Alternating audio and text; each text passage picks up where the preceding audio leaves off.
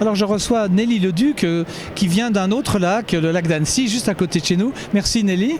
C'est votre premier salon avec votre premier roman, Destin croisé au lac vert. C'est quoi le pitch, l'histoire, une histoire judiciaire C'est un événement qui s'est produit de manière fortuite à Annecy en 2009, qui a secoué la ville et dont l'impact a été très fort sur les habitants et les résidents. Pour nous donner envie de vous lire, il faut savoir quel était cet événement. Alors, ce roman soulève un questionnement sur le sens caché des coïncidences qui traversent toute existence. Et à partir d'un élément fortuit, le personnage principal se retrouve témoin d'un événement. Va-t-elle se détourner ou s'impliquer au risque de bousculer une vie confortable et bien huilée?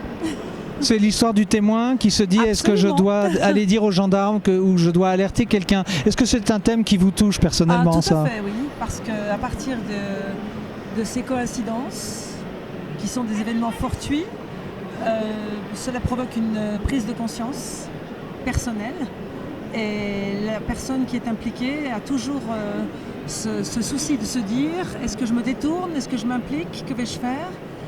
Et le destin a de toute manière plus d'imagination que nous. Ça veut dire que quand je vous écoute, vous donnez plus d'importance au témoin qu'à l'événement en tant que tel, quel que soit l'événement, c'est le témoin qui vous intéresse? C'est-à-dire que, effectivement, oui, le personnage principal d'une part, qui, je ne vais pas le cacher, s'engage à l'insu de son entourage et qui va connaître beaucoup de tribulations. On lui reproche de s'engager, on lui dit pourquoi tu as fait ci, pourquoi tu étais allé Oui, tout à fait, parce que son entourage n'a pas du tout la même prise de conscience qu'elle-même.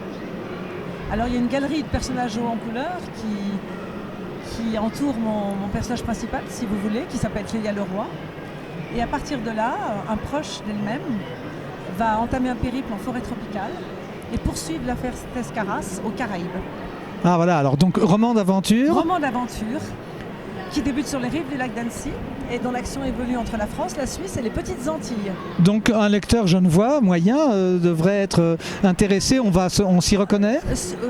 Je crois que toute personne en fait peut être intéressée si elle aime le rythme, les voyages et puis aussi les événements fortuits qui traversent toute existence.